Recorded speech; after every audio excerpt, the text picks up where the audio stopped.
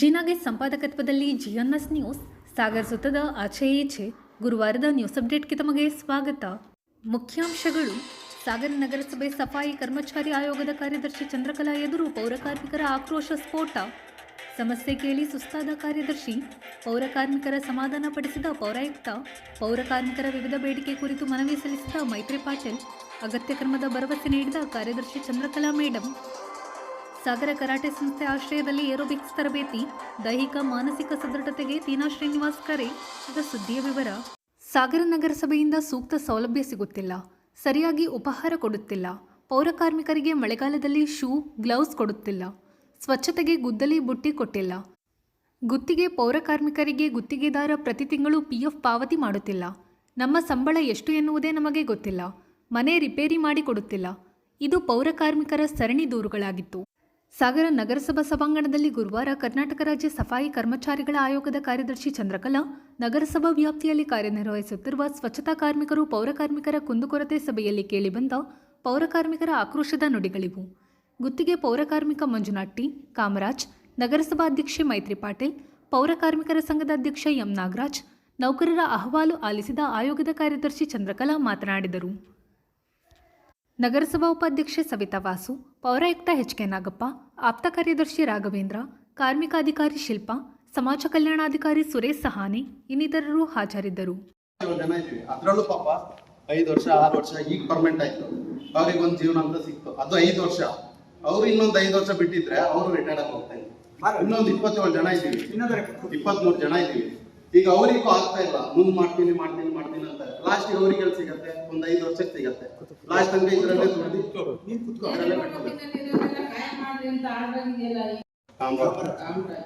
ನೇರ ಪಾವತಿ ಕೆಲಸ ಮಾಡ್ತಾ ಇದ್ದೀವಿ. ನೇರ ಪಾವತಿಯಲ್ಲಿ ನಾವು 41 ಜನ ಇದ್ವಿ. ಅವಾಗ ಒಂದು 10-15 ವರ್ಷ ಎಲ್ಲ ಕೆಲಸ ಮಾಡಿದ್ದು. ಅದರಲ್ಲಿ ಒಂದು 13 ಜನ ಪರ್ಮನೆಂಟ್ ಆಯ್ತು. ಒಬ್ರು ರಿಟೈರ್ಡ್ ಆಗಿ ಹೋದ್ರು, ಅವ್ರಿಗೆ ಎಂತದೂ ಸಿಗ್ಲಿಲ್ಲ. ಪಾಪ 60 ವರ್ಷ ದುಡಿದ್ರು, ಇನ್ನೋರಿಗೆ ಏನೂ ಸಿಗ್ಲಿಲ್ಲ. ಅವ್ರಿಗೊಂದು ಪೆನ್ಷನ್ ಅಂತ ಇಲ್ಲ, ಇದ್ರಲ್ಲೇ ಮುಗ್ದವ್ರು. ಈಗ ಇನ್ನೊಂದು 23 ಜನ ಇದೀವಿ. ರಿಟೈರ್ಡ್ ಆದವರು ನೇರ ಪಾವತಿ. ನೇರ ಪಾವತಿ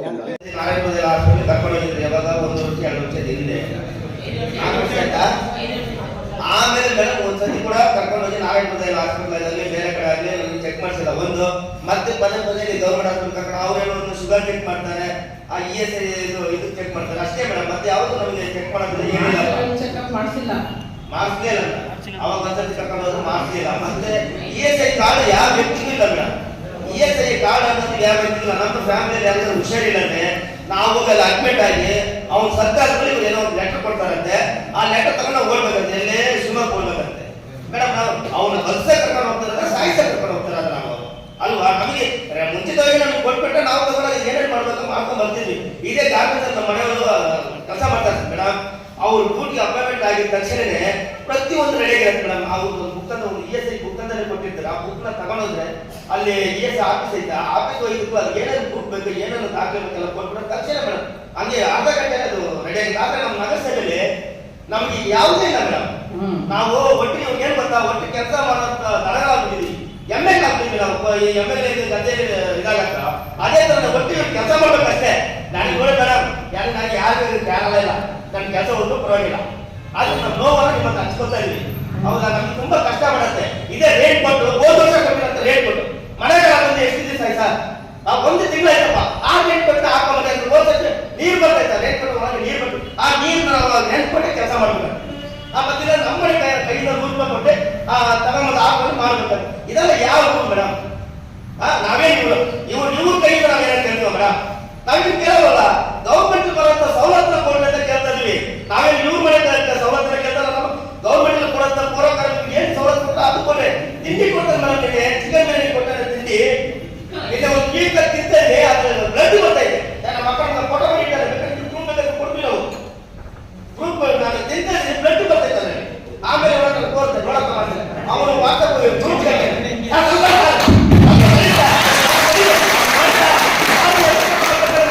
ಓ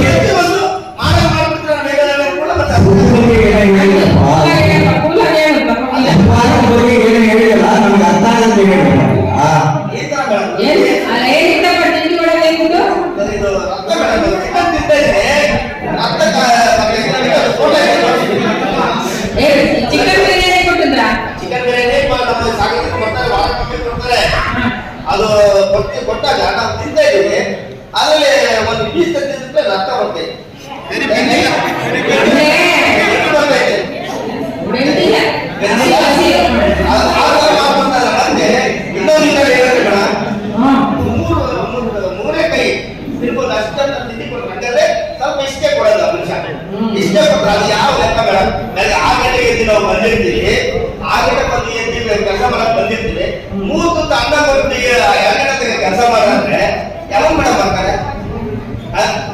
ಮತ್ತೆ ಇನ್ನೊಂದು ವಿಷಯ, ಎಲ್ಲ ಶುಗರ್ ಇರುತ್ತೆ ಪೇಷಂಟ್ ಅಪ್ಪ, ನನಗೆ ಶುಗರ್ ಇದೆ, ನನಗೆ 43 ಏಜ್, ನನಗೆ ಶುಗರ್ ಇದೆ. ನಾವು ಬೆಳಿಗ್ಗೆ ರೈಸ್ ಕೊಟ್ರೆ ನಾವೇನ್ ಮಾಡ್ತೀವಿ? ರೈಸ್ ಶುಗರ್ ಕೆಂಪಾಗತ್ತ ಡಾಕ್ಟರ್ ಪ್ರತಿಯೊಂದು ರೈಸ್ ಅಪ್ಪ, ಪ್ರತಿಯೊಂದು ತಿಂಡಿ ಕೊಡ್ಬೇಕಂತ ಗೌರ್ಮೆಂಟ್ ಆದೇಶ ಮಾಡಿ, ಹೌದಾ? ಅದನ್ನ ಬಿಟ್ಟು ಡೈಲಿ ರೈಸ್ ಕೊಟ್ರೆ ಏನ್ ರೈಸ್ ಸಾಯಿಲ್ಲ ನಮ್ಮ ಹೆಣ್ಣು ಒಂದು 40 ವರ್ಷ ಬಾಳದ್ ಬೇಡ, ರೈಸ್ ಕೊಟ್ಟರೆ ಸಾಯಿಲ್ಲ ಅಂತಾರೆ ಈ ತರ ನಡೀತಾ ಇದ್ದೇವೆ ನಗರಸಭೆಯಲ್ಲಿ. ಮೇಡಮ್ ಇನ್ನೊಂದು ವಿಚಾರ ಮೇಡಮ್, ಇದೇ ನೇರ ಪಾವತಿ 41 ಜನರನ್ನ ತಗೊಂಡಿದ್ವಿ ಮೇಡಮ್, ಆದ್ರೆ 20 ಜನ ನೇರ ಪಾವತಿಯಲ್ಲಿ 21 ಜನ ಇದ್ದಾರೆ ಮೇಡಮ್, ಇನ್ನು 20 ಸೀಟ್ ಉಳಿದೇ ಇದೆ. ಆ 20 ಸೀಟ್ ನಾವು ಫಿಲಪ್ ಮಾಡಕ್ಕೆ ಯಾರು ನಡೆಯಿಲ್ಲ ಮೇಡಮ್, ಅದೇನು ಯಾವ ಪ್ರೊಸೀಜರ್ ಇಲ್ಲ. ನಾವೇನು ನಾವು ಇರೋದಕ್ಕೆ ಕಾಂಟ್ರಾಕ್ಟ್ ಬೇಸ್ಗೆ ಕೆಲಸ ಮಾಡಿ ಕಾಂಟ್ರಾಕ್ಟ್ ಬೇಸ್ಗೆ ನಾವು ಜೀವನ ಕಳೆದು ಕಾಂಟ್ರಾಕ್ಟ್ ಬೇಸ್ಗೆ ಸಾಯ್ಬೇಕಂತ ಇಲ್ಲ. ನಮ್ಗೇನಾದ್ರು ಏನು ಪ್ರೂಫ್ ಇಲ್ಲ ಮೇಡಮ್, ನಮ್ಗೇನಾದ್ರು ಮುಂದೆ ಹೋಗೋಣ ದಾರಿ ಇಲ್ವಾ?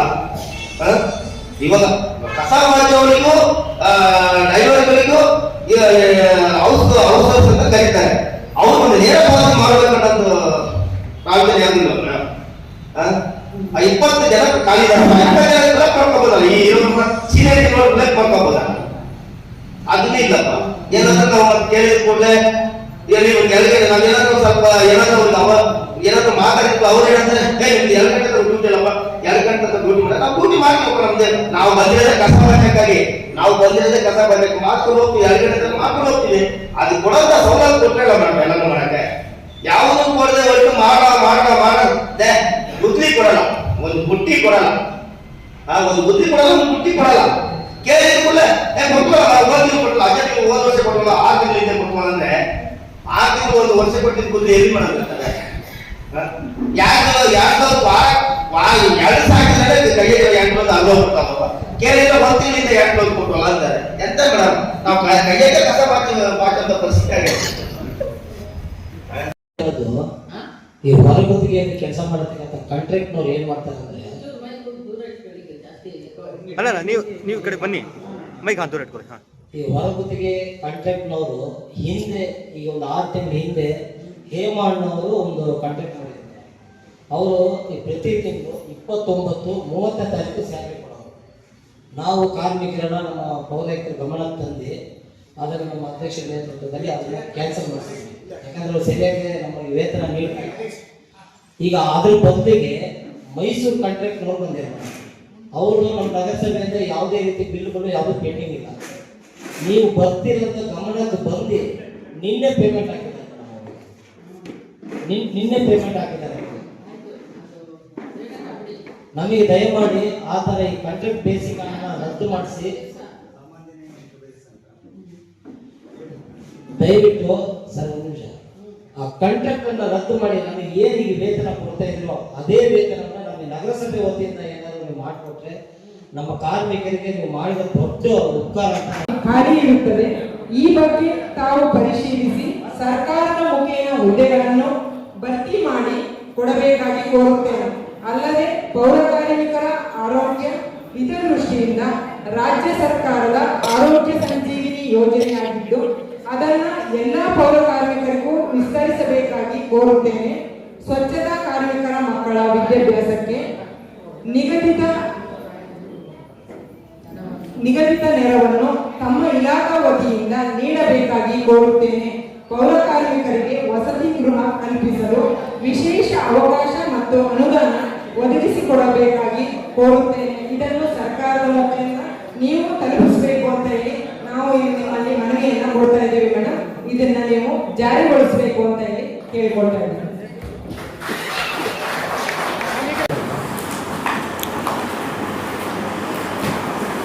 ಹೇಳ್ತೀನಿ ಬಿಡಿ, ನಾನು ನಿಮಗೆ ಗೊತ್ತು. ಓಕೆ, ಮಾತಾಡೋದ? ನಾವು ಸಾಗರ ನಗರಸಭೆಯಲ್ಲಿ ಪೌರ ಕಾರ್ಮಿಕರ ಕುಂದುಕೊರತೆಗಳನ್ನು ಪರಿಶೀಲನೆ ಮಾಡಿದ್ವಿ. ಅವರ ಅಹವಾಲುಗಳನ್ನು ನಾವು ನೇರ ಸಂವಾದದಲ್ಲಿ ಮಾತಾಡಿದ್ದೀವಿ. ಅವರು ಕೆಲವು ಬೇಡಿಕೆಗಳನ್ನು ಇಟ್ಟಿದ್ದಾರೆ. ಕಾಯಂ ಪೌರ ಕಾರ್ಮಿಕರಿಗೆ ಮನೆ ಇಲ್ಲ, ಮತ್ತು ಔಟ್ಸೋರ್ಸ್ ಎಂಪ್ಲಾಯೀಸ್ಗೆ 7ನೇ ತಾರೀಕು ಒಳಗಡೆ ಸಂಬಳ ಆಗಲ್ಲ ಅಂತ ಈ ಥರ ಕೆಲವು ನ್ಯೂನತೆಗಳು ಕಂಡು ಬಂದಿದ್ದಾವೆ. ಅವನ್ನೆಲ್ಲ ನಾವು ಒಂದು ವಾರದೊಳಗಡೆ ಸರಿಪಡಿಸ್ಕೊಳ್ತೀವಿ ಅಂತ ಕಮಿಷನರು ನಮಗೆ ಮಾತು ಕೊಟ್ಟಿದ್ದಾರೆ. ಮಿಕ್ಕಿದಂಗೆ ಅಧ್ಯಕ್ಷರು ಒಂದು ನಮಗೆ ಬೇಡಿಕೆ ಕೊಟ್ಟಿದ್ದಾರೆ. ಕಾಯಂ ಪೌರ ಕಾರ್ಮಿಕರಿಗೆ ಎಲ್ಲರಿಗೂ ಸ್ವಂತ ಮನೆಗಳು ಕಟ್ಟಿಸೋದಕ್ಕೆ ಅನುದಾನ ಬೇಕು, ಮತ್ತು ಅವರಿಗೆ ಹೆಲ್ತ್ ಇನ್ಶೂರೆನ್ಸ್ನ ಪೌರ ಕಾರ್ಮಿಕರ ಎಲ್ಲರಿಗೂ ವಿಸ್ತರಣೆ ಮಾಡಬೇಕು. ಪೌರ ಕಾರ್ಮಿಕರ ಮಕ್ಕಳುಗಳಿಗೆ ಎಜುಕೇಷನ್ಗೆ ಹೆಲ್ಪ್ ಮಾಡಬೇಕು ಅನ್ನೋ ಒಂದು ಬೇಡಿಕೆಯನ್ನು ಇಟ್ಟಿದ್ದಾರೆ. ಇವನ ಸೋಷಿಯಲ್ ವೆಲ್ಫೇರಲ್ಲಿ ನಡೀತಾ ಇರ್ತಕ್ಕಂಥ ಸಮಾಜ ಕಲ್ಯಾಣ ಇಲಾಖೆಯಲ್ಲಿ ನಡೀತಾ ಇರ್ತಕ್ಕಂಥ ಕ್ರೈಸ್ಟ್ ಶಾಲೆಗಳಲ್ಲಿ 6ನೇ ಕ್ಲಾಸಿಂದ PUCವರೆಗೂ ಫ್ರೀ ಎಜುಕೇಷನ್ನು ಸಿಗುತ್ತೆ, ಅಲ್ಲಿ ಸೇರಿಸ್ಬೋದು. ಜೊತೆಗೆ ಎಲ್ಲ ಮಕ್ಕಳಿಗೂ ಕೂಡ ಸ್ಕಾಲರ್ಶಿಪ್ ಇದೆ, ಅದನ್ನು ಉಪಯೋಗಿಸ್ಕೊಳ್ಬೋದು. ಮನೆ ಅಂತಂದರೆ ಅದು ಪಾಲಿಸಿ ಮ್ಯಾಟ್ರು ಸರ್ಕಾರದ ಹಂತದಲ್ಲಿ ಇತ್ಯರ್ಥ ಆಗಬೇಕಾಗಿದೆ. DC ಕಮಿಟಿನಲ್ಲಿ ಕೂಡ ಇಟ್ಟು ಅದನ್ನು ಅವ್ರಿಗೊಂದು ಜಾಗ ಗುರುತಿಸಿ ಅವರಿಗೆ ಸೈಟ್ಗಳು ಹಂಚಿ ರಾಜೀವ್ ಗಾಂಧಿ ಹೌಸಿಂಗ್ ಕಾರ್ಪೊರೇಷನ್ನಿಂದ ಕೂಡ ಅವರಿಗೆ ಮನೆಗಳನ್ನು ಸ್ಯಾಂಕ್ಷನ್ ಮಾಡಿಸಿ ಕೊಡ್ಬೋದು. ಈ ಥರ ಎಲ್ಲನೂ ನಾವು ಇವತ್ತು ಪರಿಶೀಲನೆ ಮಾಡಿದ್ವಿ. ಇದನ್ನು ಸರ್ಕಾರದ ಗಮನಕ್ಕೂ ಸಹ ಶಿಫಾರಸು ಮಾಡಿ ಎಲ್ಲವನ್ನು ಸಾಲ್ವ್ ಮಾಡೋವಂಥ ಪ್ರಯತ್ನವನ್ನು ನಮ್ಮ ಕಮಿಷನ್ನಿಂದ ಮಾಡ್ತಾಯಿವಿ. ಬದಲಾಗುತ್ತಿರುವ ದಿನಮಾನಗಳಲ್ಲಿ ಆರೋಗ್ಯದ ಬಗ್ಗೆ ಕಾಳಜಿ ವಹಿಸುವುದು ಕಡಿಮೆಯಾಗುತ್ತಿದೆ. ಕಾಯಿಲೆ ಬಂದ ಮೇಲೆ ಚಿಂತಿಸುವುದಕ್ಕಿಂತ ಕಾಯಿಲೆ ಬರದಂತೆ ಅಗತ್ಯ ಮುಂಜಾಗ್ರತೆ ವಹಿಸುವುದು ಸೂಕ್ತ ಎಂದು ಪುರಸಭೆ ಮಾಜಿ ಅಧ್ಯಕ್ಷ ತೀನಾ ಶ್ರೀನಿವಾಸ್ ತಿಳಿಸಿದರು. ಸಾಗರದ ಸಾಗರ್ ಕರಾಟೆ ಸಂಸ್ಥೆ ವತಿಯಿಂದ ಏರ್ಪಡಿಸಿದ್ದ ಏರೋಬಿಕ್ಸ್ ತರಬೇತಿ ಕಾರ್ಯಾಗಾರವನ್ನು ಮಂಗಳವಾರ ಉದ್ಘಾಟಿಸಿ ಅವರು ಮಾತನಾಡುತ್ತಿದ್ದರು. ಕಾರ್ಯಕ್ರಮದ ಅಧ್ಯಕ್ಷತೆ ವಹಿಸಿ ಸಂಸ್ಥೆಯ ಅಧ್ಯಕ್ಷ ಶಿಯಾನ್ ಪಂಚಪ್ಪ ಮಾತನಾಡಿದರು. ಕಾರ್ಯಕ್ರಮದಲ್ಲಿ ತರಬೇತುದಾರ ನವೀನ್ ಫರ್ನಾಂಡಿಸ್, ಪ್ರಮುಖರಾದ ಚಂದ್ರಶೇಖರ್, ರಾಘವೇಂದ್ರ, ಕಿರಣ್, ಶೇಷಾಚಲ ಇನ್ನಿತರರು ಹಾಜರಿದ್ದರು. ಕ್ಲಾಸ್ ಸ್ಟಾರ್ಟ್ ಮಾಡ್ತೀವಿ, ಒಂದು ಉದ್ಘಾಟನೆ ಮಾಡಬೇಕು ಅಂತ. ಈಗ ರಾಜ್ಯ ಮಟ್ಟದಲ್ಲಿ ಅವರು ರಾಷ್ಟ್ರ ಮಟ್ಟದಲ್ಲಿ ಹೋಗಿ ಎಲ್ಲ ವಿದ್ಯಾರ್ಥಿಗಳನ್ನು ಕರ್ಕೊಂಡೋಗಿ ಕರಾಟೆಯಲ್ಲಿ ಅತ್ಯುನ್ನತವಾದಂಥ ಹೆಸರನ್ನು ಗಳಿಸಿದ್ದಾರೆ. ನನಗೆ ಅದರಲ್ಲೊಂದು ಸ್ವಾರ್ಥ ಇದೆ, ಅವರೊಂದು ಪಾರ್ಟ್ನರ್ ಆಗಿದ್ದೀನಿ ನಾನು. ಏನಂದರೆ, ನಾನು 25 ವರ್ಷದಿಂದ ದೀಪ ಹಚ್ಚಿ ಕರಾಟೆ ಕ್ಲಾಸ್ ಉದ್ಘಾಟನೆ ಮಾಡಿದ್ದೆ ಅಲ್ಲೊಂದು ಶಾಲೆಯಲ್ಲಿ, GTMS ಶಾಲೆ. ಇವತ್ತು ಸಾಗರದಲ್ಲಿ ಮತ್ತು ರಾಜ್ಯದ ಎಲ್ಲ ಕಡೆಗಳಲ್ಲಿ ಬೇರೆ ಬೇರೆ ಕಡೆಗಳಲ್ಲೂ ಸಹ ಉತ್ತಮ ಹೆಸರನ್ನು ಗಳಿಸಿ ಅವ್ರ ವಿದ್ಯಾರ್ಥಿಗಳು, ಅವರ ಕರಾಟೆ ಕಲೆ ಇವತ್ತು ಫೇಮಸ್ ಆಗಿದೆ.